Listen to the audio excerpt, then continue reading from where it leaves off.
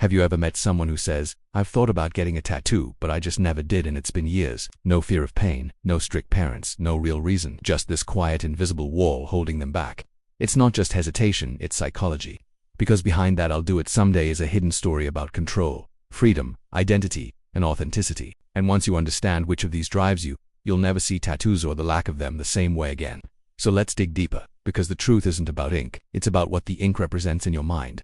Let's start with the ones who crave perfection.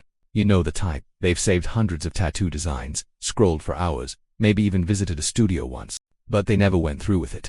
Why? Because their mind won't let them. Every line, every shade, every placement has to be flawless. And when something feels permanent, the fear of getting it wrong becomes paralyzing. Psychologically, this comes from what's called anticipated regret. It's the same force that stops a perfectionist from sending an important email or from saying "I love you" first.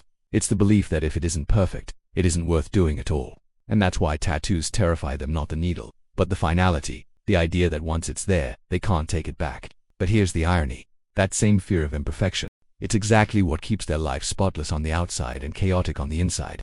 Because the more they chase perfect choices, the more they lose the freedom to simply choose. And speaking of freedom, that's where our next type breaks all the rules. Some people don't avoid tattoos because they're scared. They avoid them because they refuse to be owned by anything.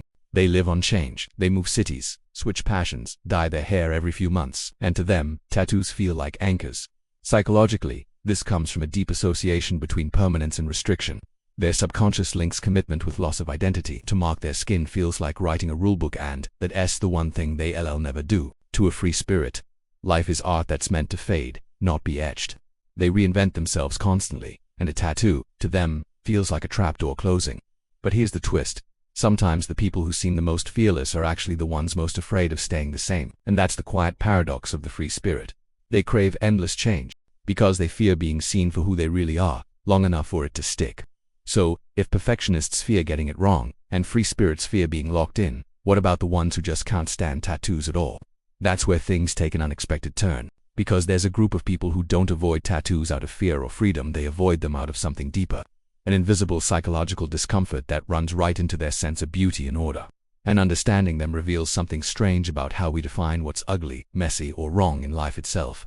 Let's talk about that next, alright? So far, we've met the perfectionists and the free spirits, two minds at war with commitment in their own way.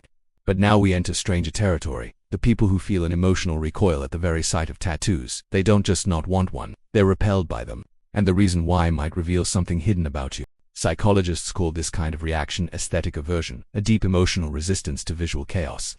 To these people, tattoos don't symbolize rebellion or art, they symbolize disruption. It's not judgment, it's instinct. Their brains are wired to crave harmony, order, and predictability. Ink on skin, it interrupts that. They see the body as something that should remain pure, untouched, symmetrical. Not because they're conservative, but because, to them, beauty lies in balance. And here's where it gets fascinating.